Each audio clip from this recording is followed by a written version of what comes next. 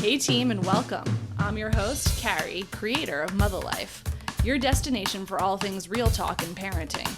This is the IRL group chat, where we talk about the wild balancing act of pursuing careers and passions while also doing our best to show up for our kids. Join me every week as I sit down with some badass parents in my closet and we talk about their careers, kids, and relationships and all of the weird shit that comes up when you're trying to balance the seemingly impossible.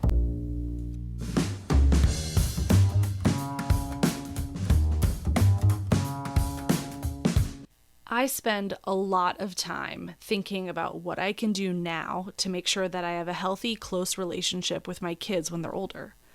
What can I do? How can I support them, but also foster their independence? How can I make them feel safe coming to me when the problems start to become a bit more complex than their banana being peeled the wrong way? Today's guest has managed to do it, all while keeping her foot on the gas in her career. Lisa Licht is the woman you call when you've got a marketing nut to crack in the ever-changing consumer world. She's also just a super connector. If there's a high-powered badass woman in Hollywood, they've definitely had dinner at Lisa's. From being CMO at Live Nation to the chief strategy officer for Build-A-Bear Workshop to formerly sitting on the board of one of our favorite kids brands, Munchkin. Lisa talks career, partnership, and raising 3 kids in LA. This conversation is a love letter to all the corporate mothers with young kids at home who grapple with the mom guilt while going for what they want outside of the home. Thank you so much for being here. We have a lot to talk about. Okay. And I told a number of my friends, I do this really for my friends because we're constantly agonizing and talking about the same pressure points in our careers and the same pressure points in parenting. And to have somebody who's in a very different chapter of parenting, but still a job, there's a lot that we want to know from the other side. Let's start with you choosing your career trajectory. Did you always know that it was going to be marketing for you, or did you fall into it? Yeah, that's a great question. I had a summer internship at Mutha between junior and senior year of high school. It just happened. Of high school? Sorry, of college. I was going to say, Jesus No, Christ, Lisa. I started at 12. Okay. No, in college.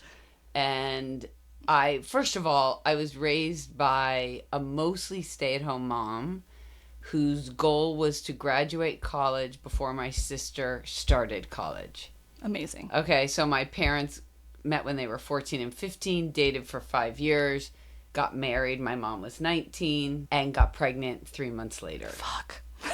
And she was a freshman in college. Oh my God. And my father is an electrical engineer and is very literal, and everything has a plan. And he read somewhere that your children should be spaced 3 years apart. And he said, we already have a plan. So this may have happened earlier, but we're sticking with the plan. So at 26, my mom had 3 kids and hadn't graduated college. So I share that because my dad was very career driven. Our whole family were slaves to his career. We moved all over the country. And my mother followed, but he loved his work and was very inspired by his work, and I loved that. So what type of stuff was he doing? He was in semiconductors, like back in the 60s, and then medical imaging, so the first MRI machines. Wow. And now he's mostly retired. He's 83, but is the founder of a startup company that does 3D medical imaging. I can't, for some reason right now, think of what it's called. He still advises them, but he's still fucking working. Like he loves what he does. He loves what he does. He probably shouldn't be, but he definitely, he loves what he does, and he traveled all over the world. So he did a joint venture between General Electric Medical Systems and this company, Yokogawa Electric Works. So we lived in Milwaukee, Wisconsin for a big part of my childhood, and he would every few weeks go to the Far East for 3 weeks at a time. And then come home with Japanese, Chinese people, which you don't see a lot of in Milwaukee, especially then. And I just thought, this is the coolest thing to meet people from all over the world. So I had this vision of, I want to do international business, and never thought that may be hard to have a family and do that. That's what I want to do. So anyway, I was a summer intern at Mattel. I was put in the Latin American division because I spoke Spanish fluently. And I was like, this is it. This is where I'm going to work. And then when I graduated college, Mattel was bankrupt back in 1987. And I was like, oh, what do I do? How times have changed, Mattel. I What know. a comeback kid story. So I was like, I need a job. And I went into banking. And I was part of a banking training program and became a personal banking officer in East LA with affluent Hispanic entrepreneurs and business people. And did that for 2 years, and then was going to business school. And I thought I'll focus on finance because that's the path I'm on, and took a marketing class to get it out of the way, and fell in love with marketing, and then went back to Mattel. So I always thought about marketing, but because of Mattel's situation, pivoted and then went back. Came back. And how long were you at Mattel? I was at Mattel for 6 years. Okay. 91 to 98. It sounds like 7 years, but it was 6 years. And really learned the basics of marketing. I wanted to be in entertainment and film movie marketing, but I couldn't imagine being someone's assistant. That I didn't know that culture from where I grew up, and I'd never heard of such a thing. And I was like, I have 2 degrees. I'm not going to get somebody their fucking coffee. No. So I thought I'll go to Mattel and really learn marketing. And then I want to go to Fox. And 6 years later, a recruiter called from Fox. It was just, that was very lucky. Kismet. And I went there. So I had my first 2 kids at Mattel. I think that's important. And everyone above me was a woman. My boss, her boss, Unusual their boss, at the and time? the CEO. Yeah, she was the most famous female CEO in the world at the time. But I learned a couple of really important things then. I learned that the 2 women above me who had children, their priority was career, not their family. At least the way I perceived it. How did that look to you? Like, what sort of data points were you getting where you're saying, oh... Working till all hours of the night. Halloween. It's our daughter's first Halloween. It was October 31st, 1993. I'm in the CEO's office. Her assistant came in and said the nanny's taking the kids trick-or-treating. Now, I'm dying that I'm not to get home. the fuck out of that office, yeah. And she's turned to the assistant and said, better her than me. Oy, okay. And I was like, wow. That I wanted to cry. Yeah. And as soon as I got out, I finally said, I really need to go home for Halloween. But that was also tricky to say it. To someone who just said, who the fuck cares about Halloween? Exactly. Yeah, And the other one just worked not like a crazy person. So when Lucy was... So one thing you didn't mention at the start of work and the kids is your partner. I was just about to ask you, where does he come into this story? When did you meet? How old were you when you met? How long were you together before you started having kids? We met when I was 21 and he was 29. An older man. He is still an older man. But we met I was invited to a very fancy Beverly Hills party for his friend's 30th birthday. Everyone was in black. The wife of the birthday guy was a supermodel. There were a lot of supermodels there. I was in pastels. I felt so out of place. I was invited to meet Andy, really because we're the only 2 Jewish people they know.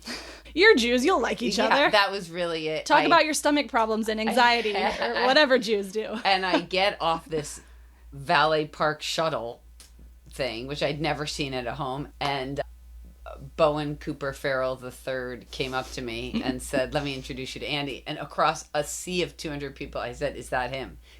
And he's like, how'd you know?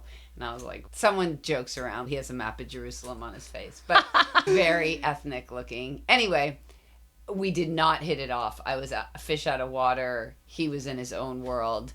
And then 2 years later, Bowen's younger sister, who I went to college with, reintroduced us. So we met again, and I was 23, and he was 31. What changed in 2 years? I was leaving for business school in a few months. I didn't really care. We had a great conversation. I actually think from that dinner he wouldn't have called, And then I was on a date and he was on a date and we ran into each other. Anyway, and he called me after and said, let's That's go. the thing. When you you each see the other person Yeah. seared and out in the world, it's Apparently well, he was on a really boring date, although mine was too, I have to admit.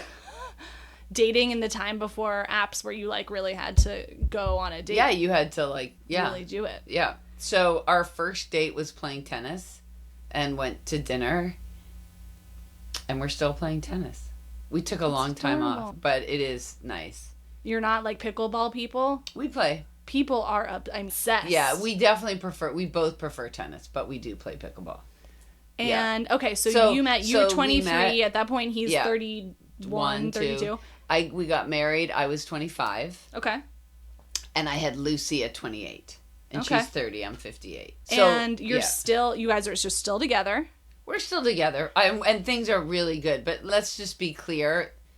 I am very happy we're on the other side. Totally. Yeah. There are highs and lows, and it takes a lot of work to get through it. I think it's important to say because it's very easy to look at somebody else's relationship and we're still playing tennis and say, oh, they've been playing tennis for yeah. It's no, I'm sure there were some years you wanted to fucking kill each other. And when we dropped Joey off at NYU, we went to the Hamptons to see friends, and he said, what are we going to do? We don't like to do anything together. None of the same things. We don't even like to eat at the same restaurants at this point. And I said, it's true. And he said, why don't we try to start playing tennis again? And poor guy, now I play 7 days a week. I'm on 5 teams. I took it very seriously. I'm starting to get a sense, Lisa. Yeah, I go in. I go in all the way. Anyway, so I had Lucy at 28 and I had Daniel when I was 30. And you're at Mattel at the time, working very ambitious women. Correct. And then, so something happened. So Lucy was an infant. And we had a woman come every day to take care of the kids, to take care of Lucy.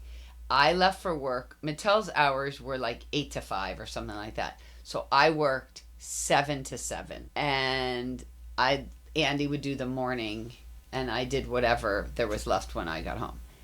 And so he calls me at work. It was probably 7 o'clock at night, 7:30. And he's like, what's up? I said, I'm working. He goes, oh, why did you want to have kids? Woof. I said, what do you mean?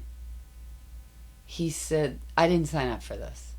You have to calm down with your career. I want you to have a career. I want you to be whatever you want to be, but it does not have to be like this. You're missing it. You're missing everything.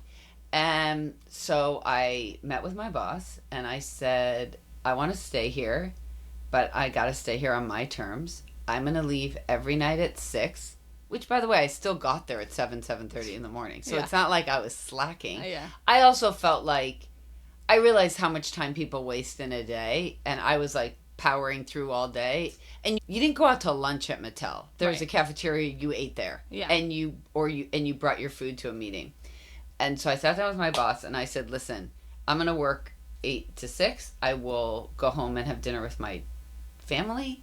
You and the CEO run way far behind schedule every day. That works for you. It's no longer working for me nor my family. And Tuesdays and Thursdays, we had our ad meetings 4 to 6 with the advertising agency. And the ad agencies were slaves to the clients. So they would stay there all night, which also wasn't fair to them. And I was in the meetings on time at 4, and sometimes they'd show up at 5:30. I said, from now on, the meeting's going to start at 4, and I'm out the door at 6. Because I could walk in the house at 6:30, make dinner, and we could have dinner as a family. Now, that all evolved over the years where we made changes to our help. A nanny started that had no idea how to cook. I taught her how to cook. I relinquished bath time, which was I have to come home, I have to feed them, I have to do bath. And I felt like meal time. I heard someone speak and they said, I was just telling Joey this the other night, that I had a huge fear of having a kid who had a drug problem. I've never done drugs. I think I would have really had a hard time handling that. Thank God we do not have that problem. And my heart goes out to everybody who does, because it's really painful and challenging. But I had heard that family dinners And spirituality in the form of religion, whatever that means for you, reduces your chances of your children developing a drug problem. And I didn't understand why more families didn't have dinner as a family. Because in the Midwest, we all had dinner as a family. Yeah. And we had to wait. If my dad didn't get home till 7:30, no matter how hungry we were, we waited for him to get home for dinner. And so I had super strict rules. Andy and I went out every Saturday night with friends, and I'd do one night a week, work something. So I really didn't see girlfriends other than birthday parties and couples nights. There were no girls' nights. Right. I didn't have time for that. Yeah. Anyway, so that's... So I grew up, everybody at the same table. My parents are divorced, but whoever's house we were at, we were all having dinner together, always. And that's very much what we do in this house. We do dinner at 5:30. We both work from home, so we can. And the 9-month-old's like ramming whatever everybody else is eating in her face. And then when the kids go to bed, parents are free to go do the girls' night or whatever. And so on that night, maybe I'm just like eating a couple bites. But I have the same thing in my head about dinner. So my kids need to see me eating with them, even if I'm going out afterwards. Yeah. But there is something about it that's super important. We haven't gotten to the age where there's dinner time conversation really yet. Yeah. Like our son thinks like poop jokes are super funny. Yeah. But like, you know, I can't imagine a time where we are sitting around having conversations at the table. Yeah. And I would say, look, my husband is not a big conversationalist. So I felt like I had to do a lot of the pulling out of the kids. It's not even, some nights there wasn't much conversation. I just think the semblance of family around the table eating good food is important. And it's a reminder, you know, every day that, like, this is your anchor. Like, correct. You know that we're going to be here. The other thing, and many people have said to me, like, how do you raise 3 normal, whatever normal means, kids in Los Angeles? And my answer is Shabbat dinners or Friday night dinners, because it shouldn't matter if you're Jewish or not. So we had a rule. You had to let me know by Friday at 2 how many people you were inviting to dinner. I could leave for work that Friday. I think the 5 of us were having dinner, and 22 people would come for dinner. It just meant adding more chicken and vegetables. Like, it's not a big deal. Yeah, I love that. And those dinners were everything. And I knew it worked when Lucy went to Michigan for college, and her first trip home, like a week before, she said, "Who's coming for Shabbat?" And I was like, yes. Yeah. And like, I'll tell Joey ahead of time, we're not doing Shabbat this Friday for whatever reason, but we still, and last Friday he had 2 friends join us. And then I had Gabi and her husband and daughter and some other friend. Like, that's What's Gabi cooking for anybody curious. Yeah. Shout out. And she loves Shabbat. Like, it's just, and she said, can we do it really early because Poppy has a strict bedtime. So we started at 5. We ate at 6. That's my girl. That's what I'm like in this house. I'm like, you can come for dinner, but you need to fucking leave by 6:30. Yeah. I was in bed by 8:45. I was like, dream. Earliest dinner party ever. That's a dream. Yeah. So I love that. And going back to your husband and sort of his involvement through the kids, like early childhood period, when he's doing those bedtimes or those mornings and you're not there, he's always been in entertainment? Is that right? Yeah. So at the time, was he more flexible and where he needed to be and when, and that allowed him to pick that up? He's always worked for himself. Like, when Joey was 2, he went to shoot a movie in Toronto, and so I was working like a crazy person at Fox with 3 little kids. Like, that was a lot. And we never had a live-in nanny because he really felt like I would never come home. And it wasn't, it's just because I get in my zone. Yeah. But Elvamar, who was really the anchor for 12 years, the most important 12 years, And this is the woman from Brazil. Yeah. So we're getting an au pair. Uh-huh. She is from Brazil. Uh-huh. And when we were interviewing and figuring out who we were going to get, I was talking to Joey about something. I said, oh, we're deciding. There's this one woman and she's so sweet and she's from Brazil. And his whole face lit up. Yeah. And I think in my gut, I knew she was the right one. And then I saw Joey's reaction. And for whatever reason, it just pushed me over the edge. Yeah. And we offered her the job. Oh, that's awesome. I call her my angel from another place. And 12 years of, like, she became my personal assistant. My kids really confide in her. Joey's brother had his first solo art show.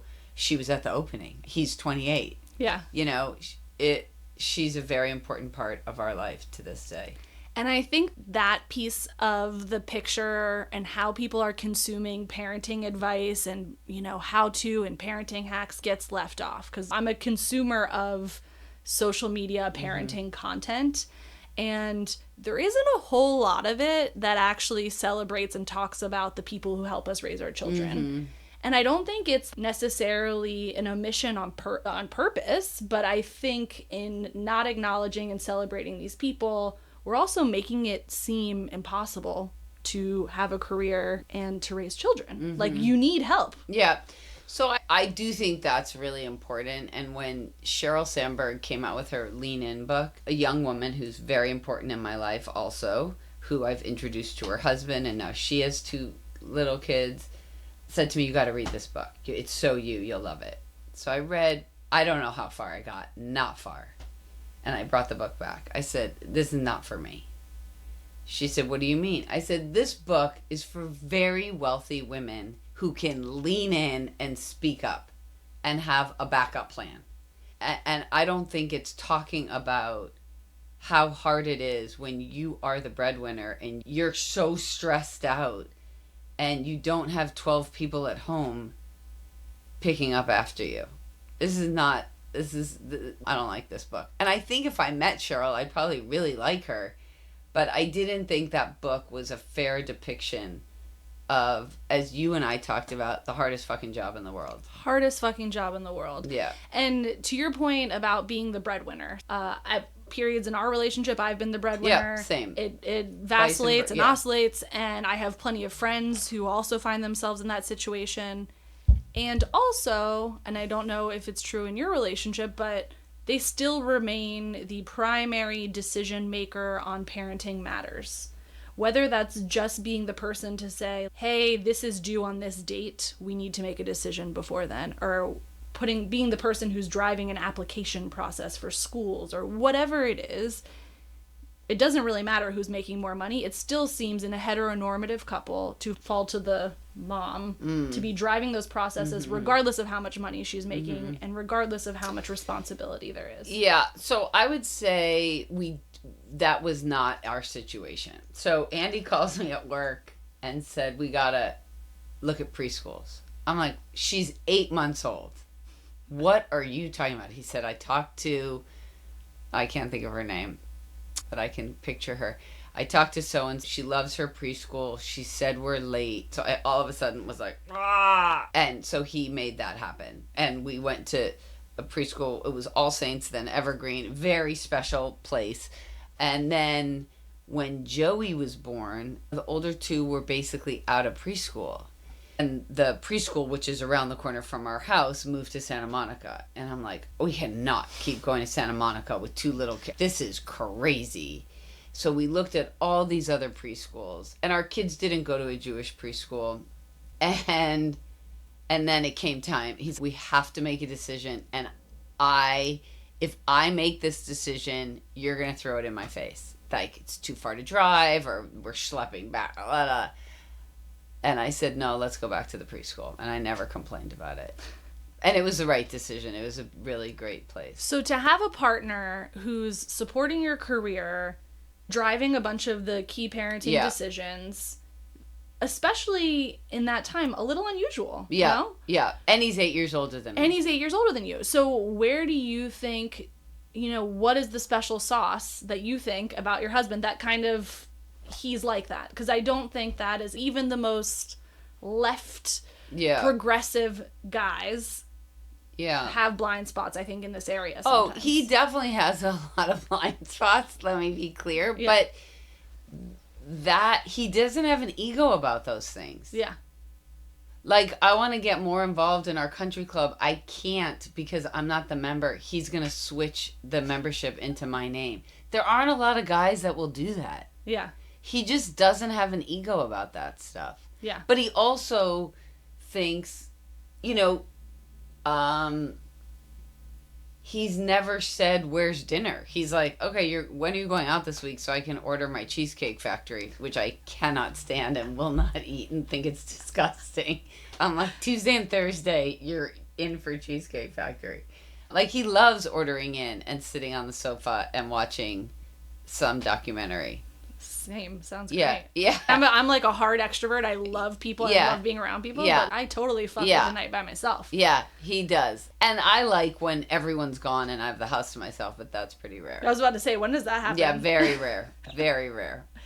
Now, let's talk a bit about your relationship with your kids. So, when they were growing up, you're somehow doing all of these things. You've got the support you need. You've got the supportive partner. Is there any point where you're thinking, this is how I want to raise my kids? Either approach or this is what I want the end result to be. I've always felt like as long as they are self-confident and kind and like good humans, everything's going to fall into place. So I'm a big believer in public school, as is Andy. Sometimes I think, was that the right decision? We looked at switching the boys later, but the advantage of public school is they are the kids in your neighborhood. You know from where they're coming. When you send your kids off to private schools and it's kids from all over the city, you don't know what those parents believe in. You don't know who has guns in their house. You don't know what parents want to be the cool parents so they allow drugs and alcohol in their house. You have no idea. Versus if you're all in the same neighborhood, I may not know you, but my neighbor Rachel's going to know you, or someone who knows Rachel's going to know you. And I can say, what's the scoop on Carrie? She's a great time. Yeah, exactly. So that was really important. We were very present. Andy coached all their teams for years and years and years. He was the coach and I was the team mom. And I worked in the classrooms until there was a time when they stopped letting parents work in the classroom. But I came home. Joey was in first grade, I think, and some kid was calling him an asshole on the playground. And I called the mom and I said, I'm sharing this with you mother to mother because if my son was using this language, I would want someone to tell me. Now, Joey may be doing something that's aggravating your son, which is the impetus. I still don't think you should use this language, but your son is calling Joey an asshole. So if you can find out if Joey's doing something, I'd like to fix it. Otherwise, from a mom to a mom, I think Ball's in your court, lady. Yeah. And her response, so there was silence. Also, I'm not being stereotypical. We have a ton of Persian friends. We live in Beverly Hills. She happened to be Persian women are very protective of their sons, especially. So there's silence. I didn't know what was going to come back. And she said, in her very thick Persian accent, Lisa, you travel all over the world. You work so hard. The fact that you know what's going on in the playground, I can't even believe it. I'll talk to my son and I'll call you back. And her son apologized to Joey. Because there's a respect there. You're not just... And I didn't attack her. Yeah. So I feel like, look, and we can do another podcast on all my kids' mental health stuff. And this is not a rosy 30 years. Sure. There have been really dark days, really dark periods. All kids have had different types of depression and anxiety. But we tried to listen. We got them the help they need. There's nothing more important than getting them to where they need to be. And I feel like, one of the reasons I was like, I have to talk to this woman is because you have your youngest, Joey, who is just your number one fan. Like, at an age where it may or may not be cool to be like, my mom's the fucking best. That dude is like flying your flag anywhere. And that is so special. Oh my God, guys, she is one of us. She's making me cry. It is so special, and it is what I think keeps every mom, especially, up at night that has kids my age. Mm-hmm. Because we're so terrified that if we make some wrong choice or we do some wrong thing, our kid will stop coming to us with their problems, and they'll start trying to figure it out without us and alone, or that they're suffering alone without us. And it is a really scary place to be, especially when the internet is giving you a lot of really shitty advice. Or we know that fear is addictive. And so that if you see a video that says if you don't do these 3 things, your kid's going to become a drug addict, or your kid's not going to talk to you. You have 18 summers with your children and then they're gone forever. Whatever it is, we're consuming all of this stuff that's telling us that we have to do these things exactly right, or else our kids won't want to talk to us ever again. Mm-hmm. It's terrifying. Yeah. How do you feel like, is it just, not just, it's a huge investment. Is it the constant presence? You have kids who are all doing different things with their lives. Yeah. Is it just coming from a place of non-judgment? What do you feel like are sort of the things in the sauce that make your kids feel good, and later, when they're adults, coming to you with their stuff still? I think admitting when you're wrong is really key for them to see. I think an openness to learn from them is really important. I would think I'm not judgmental. There have been times when they're like, you're the most judgmental person. I used to think if you had a tattoo, there was something wrong with you. Sure. Okay. I'm sure that's changed, though. Of course. It's all changed. When I was the head of marketing at Live Nation, and I would look around the table at my team, from the ethnic diversity, the gender diversity, the piercings, the tattoos, it was amazing. It was beautiful. And I would just think, wow, I've learned that it doesn't mean anything. They used to joke if a kid was walking down the street with his hood up, I'd be like, I think they're dealing drugs. And they're like, Mom, what is wrong with you? So I think the combination of admitting you're wrong and learning from your kids, they have a lot to teach us.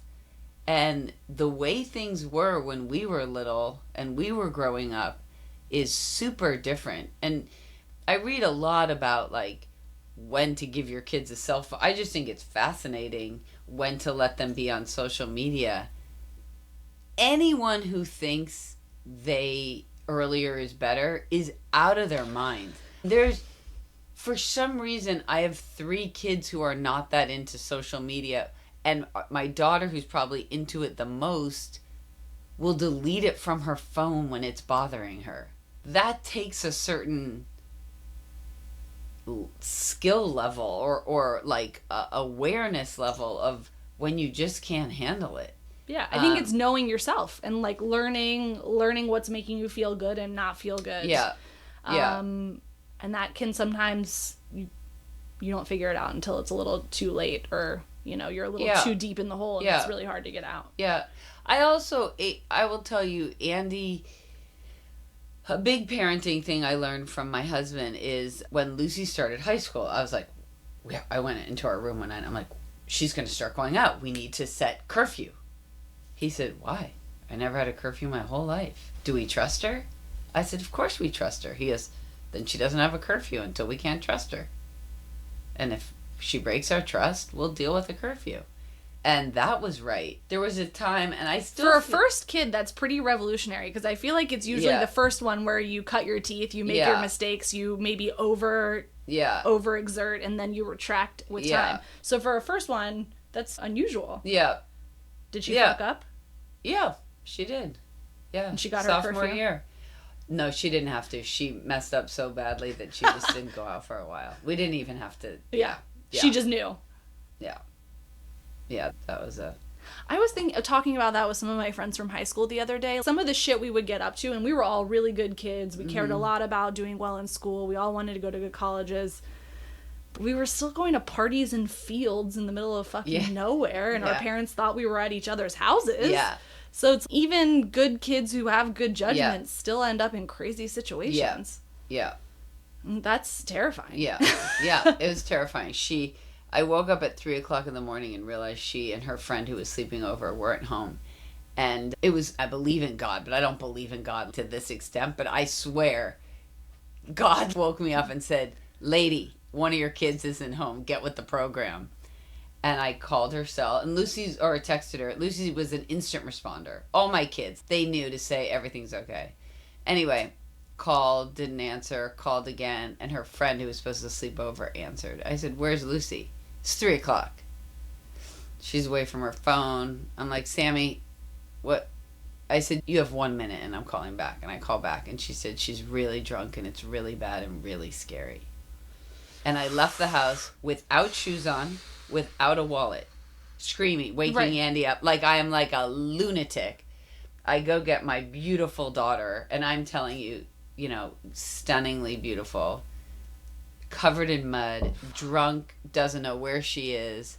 I could barely lift her. She's taller than I am. This college student who was there, because this was a house with lots of kids, so they were somewhere already in college, said, "I think you should take her to the hospital. She has alcohol poisoning." I said, "Okay." I go to Cedars. No shoes, no wallet. And these two women, the head of the emergency and the head nurse, got me through it and then said, "You can take her home, but you have to stay up all night and watch her." And anyway, it's scary. It's scary. Yeah. And it's that sort of stuff where it's like, you can't protect your kids to an extent. Like, they have to make the mistakes that they're going to make. You just want them to come to you when they make them. Yeah. Oh, my God. Yeah. Okay, now you're in a very different stage of parenting. But you still identify as a parent. You still got kids who need you for different things. How is it hard to let go of, because for so long of your kids' lives, they need you in a really visceral, immediate way. They have very basic core needs that you are meeting. And then you're just supposed to let them go out into the world. They go to college. I went to NYU also, so did my husband.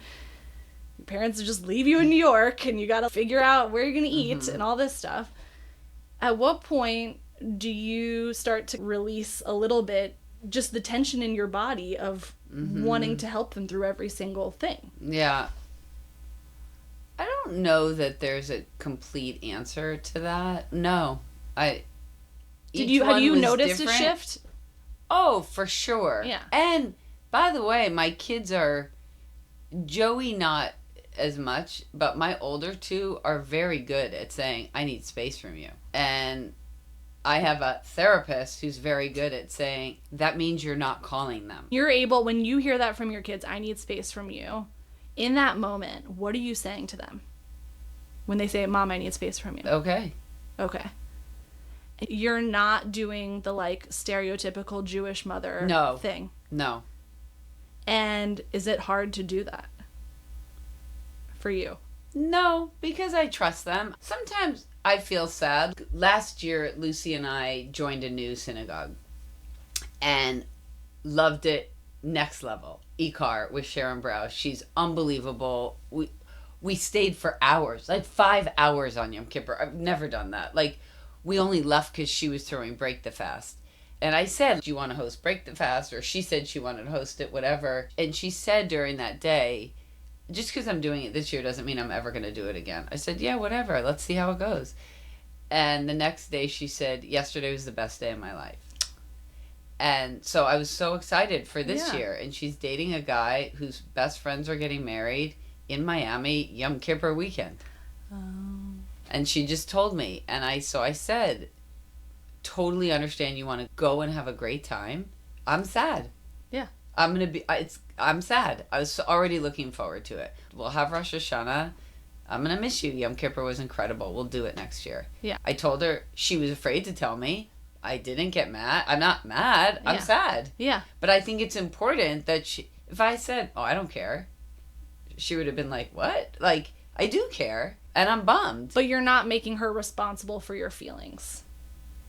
can't be responsible for my feelings. Yeah, no. But that's kind of revolutionary, honestly. Like, I talk to a lot of friends who, we are now at a chapter, my friends who have young kids, who were realizing our parents are people in a new way. And you start to obviously reflect on what it must have been like for them to have young kids and whatever.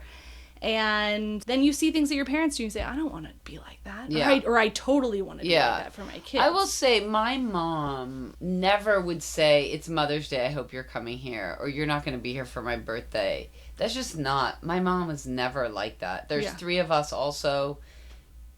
She lives near my brother and sister. I go up there a lot.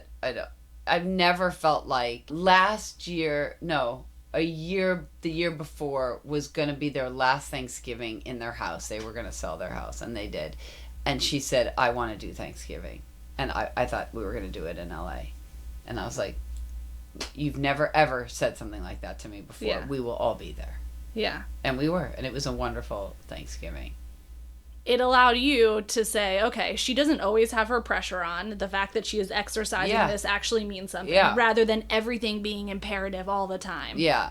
Everything kind of being like a high stakes, high pressure interaction. And my dad is a handful, and his demands are extensive. So I think she just felt like they don't need more restrictions from me or more pressure.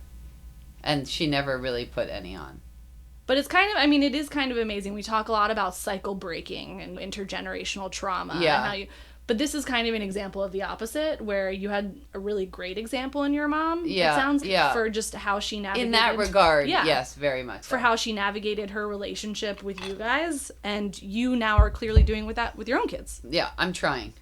That's all you can do. I never say, Father's Day, we were going to host, our refrigerator was broken. Daniel, my son, who's an artist, is also an incredible chef, was going to cook. And I'm like, I cannot have Father's Day without a refrigerator. I can't handle it. We're going to go to the country club. The boys don't really like eating there. We had a really nice time. It was fun. It was an event. We had other friends come meet us. It was fun. Father's Day, the second of all holidays when it comes to parents. No, I think that's changing too.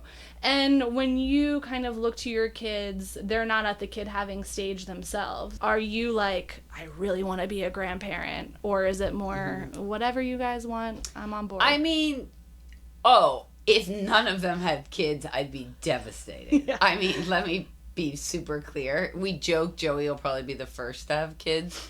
But, no, I it's not like I can't wait. I can wait, but I really am looking forward to it. And Lucy said to me, I just want to be clear, you're going to have to calm down the work stuff. I'm going to need your help. And I said, jokingly, the baby can sit in the stroller on the side of the tennis court. So I was joking. Well, but that was my next question, because you have had this incredible career arc. You've done a lot of really interesting things.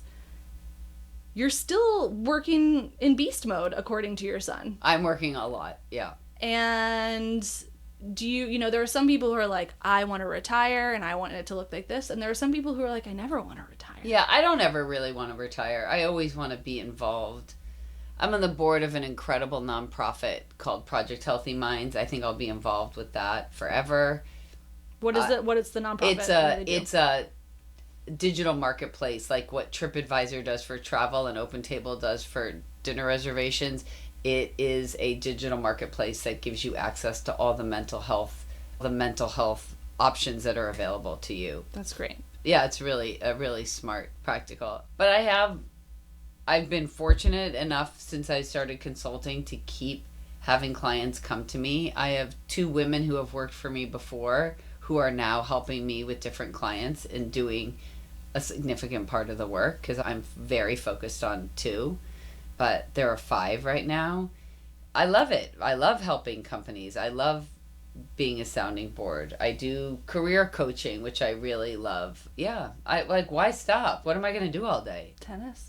Yeah, I can't, but I mean, there's only so many yesterday hours I played tennis for 4 hours and worked out, and I was tired. My legs For those hurt at home, today. I know this isn't videoed, but this is like a hot mom. Like, I don't know about that. She has her shit together. Her accessory game is a 10 out of 10. And her arms, if I need a jar opened, I'm calling Lisa. That's very funny. I'm going to start playing tennis 4 hours a day. Yeah. It's I just feel so lucky to live here and get to be outside. It sure beats Milwaukee. Yeah. Yeah, I was in Milwaukee most of my childhood. 6th grade through high school. And on the marketing side of things, you have kids who are in the key consumer demographic, Mm-hmm. and the field has changed loads since you started working. It changes every quarter, I think. How do you stay on top of what the latest is, especially in where we live now? Everything is changing so rapidly with the industry, with the entertainment industry. Yeah. How do you seem like a super connector and like a super communicator? Do you spend a lot of time just catching up with people, getting a sense that way, or are you like a research person? I would say probably 3 different things. One is I spend a lot of time with other people and learning what they're doing. My daughter said to me a few months ago, do you think anyone is in touch with as many people in their life than you? Do you think that there could be anyone? I said, probably not. It's nonstop of people who I've fired who come to me for career advice. I help and talk to a lot of people. I'm also insatiably curious, so I wake up every day. The minute I open my eyes, I play Wordle. Same. I play with 2 friends. So we did something. Wait, did you do it today? Yeah. How many guesses? 4.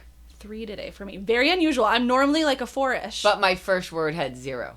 And I only had green. I can't remember.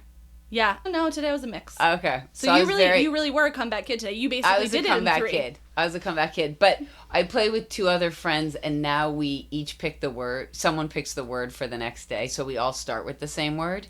Funny. Because no one does that. You compare with your friends, how many did you get it in, but it doesn't matter if we're all starting with different words. You could not be more of a type of your own. The way you are even gaming Wordle with your friends and setting the parameters so it's a fair fight is that hilarious. was my idea, actually. But then I read. I used to read before Wordle, but now that we have the word. So I used to read a bunch of articles and then find the first 5-letter word and put that. So I would go from reading to Wordle. Now I start with Wordle, and then I read about what's happening, from cookies leaving to all of Kamala's choices for vice president to whatever. I get fed a lot of nonsense. So I really try to stay in touch and ask people. And I love this. Joey is very similar. We play a lot of tennis together, and everyone I meet on the tennis court, I then Google them.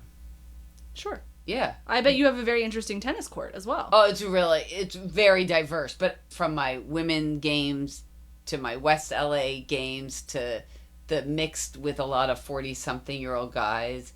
And I want to know what they do. But I will share something that I find fascinating is very few people will ask me what I do. And I don't know, for our whole life of going on family vacations, we'd meet other families, we'd spend time with them, they'd all ask my husband what he does, and no one would ever say, what do you do? I decided to break that mold. Yeah. And we go visit Joey at camp, the first mom I meet. I'm like, so what do you do? And she is a gynecologist, but in an operational role at the hospital in Cleveland, but she specializes still in her former practice on affluent white pregnant girls who are heroin addicts. And Jesus I was like, Christ. I can't even believe First one out the gate. You got it. It was very overwhelming. So I ask everyone what they do. What does it mean? Ooh. Oh, it's okay. You're a busy woman. The fact that's the first time that's happened. It means it's family, an override. Yeah, the 4 licks are the only ones who can override. That tracks. They're your priorities right there. Yeah. I love that. Yeah.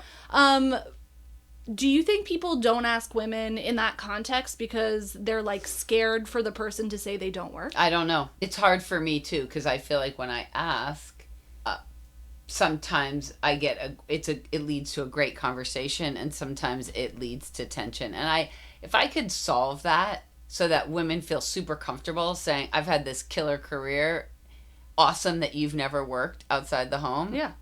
I don't care. Yeah. But one thing I do think is really important is my kids have been very involved in my career, and my home is very open. So many people who have worked with me have been to the house and met the kids, and they've met them and whatever. And they have an enormous amount of respect for me in the relationships that I've cultivated, the different jobs that I've had, the ones they've approved of and not approved of. They give me very strong feedback on certain people that they don't think are great people. Maybe I shouldn't have hired them. I would say my family and my husband's instincts are usually spot on when it comes to that. And I just don't know if it's the same type of relationship if you don't work, because the kids don't see you walking out the door in your own, with your own focus, and sharing your successes and sharing your downfalls. Sure. I mean, there are some women that I've spoken to just in general, because I am super curious about the stay-at-home paradigm now, because we're just a different generation. And there are some women who can speak with such clarity about why they are a stay-at-home parent, how they view their job, and how they execute their job, that rivals any executive in how they do it and how they can talk about it. Yeah. Now, I could never do that. And the times where I took extended time off because of COVID and stuff, I quit my job after my maternity leave was over and basically was home with my son for the first year. I have never wanted to kill my husband more. I have never been more resentful. I have never had more of an existential crisis, because what am I doing with a doctorate sitting at home doing fucking black and white flashcards? Like, what am I doing? And, you know, I think some people just have a different sort of framework for how they think about it. I think the people who struggle with it are the ones who haven't gotten there on purpose. So haven't been a stay-at-home mom on purpose. If you are a stay-at-home mom and you're like, this is how I'm executing it, this is my job, and I've met very smart women who have done that, if you ask them what they do, they say, I'm a stay-at-home mom. Yeah. No problem. No question. Yeah. It's the ones who got there accidentally or don't know how they got there that I think have a harder time. That's an interesting way of looking at it. Yeah. I think so, because in the times where I wasn't working while I was raising kids or whatever, I'm still raising kids, but that's my main job, I really struggled when somebody asked me that question, because I was mad about it. Yeah. I didn't want to be in some ways. Anyway. So I do think, I think being mad, which I totally understand, but one thing that a therapist taught me many years ago is to not feel resentful and really work through resentment. And I don't really believe in resentment or jealousy or envy. I have it pretty amazing. Yeah. And some people have it way easier and their lives look so amazing. But I'm very centered in where we are and how we got here, and optimistic for the future. So I love that. And I think, like, now that my husband said to me, Carrie, you have been working since you were 15 at the American Eagle in the mall. You're not going to just stop working. This is a year of your life. Yeah. It's okay. Because, you know, I was just always in this mindset, like, I have to be having the next job. I have to know what the next thing is. And the minute I let go of that, because I am in a position where luckily I didn't have to be worried about that, it totally changed everything for me. But it took a bit of time to get there. So the next time you're on the pod, whenever it is, we've got like so many more things to discuss. Yeah. But I think for me, the big takeaways here are both you and your husband's presence in your kid's life and investment in that. The fact that while you did go after your like career ambitions and goals, you did have a stock take of where you wanted to be and what the balance you wanted it to be. Clear view of what your priorities for how you were going to raise your kids. And even though you did all of that, like, it was still fucking hard sometimes. And it was more, you had a framework for dealing with stuff even when it was really hard. Yeah, I think that's true. And get help when you need help. Yeah. People shouldn't be afraid to have help if they can afford it, with their mental health, with cleaning their house, with cooking sometimes, like whatever you need. Cooking is a form of relaxation for me. Bringing people Same. together around a dinner table gives me the most joy, and I'd love that to be my career. I'd love to make a living that way. I don't want to open a restaurant. That's not going to happen. But all right, guys, I'm inviting myself to Lisa's house for dinner. Oh, you'll come. You'll come. This was so much fun. This Loved is not our it. last conversation, but it is the first. Okay. So thank Can't you wait so till much. next. Thank you for coming to the closet. I love the closet. Talk to you soon. Thanks for listening. Be sure to tune in next week for another chat in the closet. In the meantime, follow along on Instagram at mutha.life for our regular recipes, rants, and riots. And check out our website, www.mutha.life. This podcast was produced by Mutha Life, music by Ronan Landa.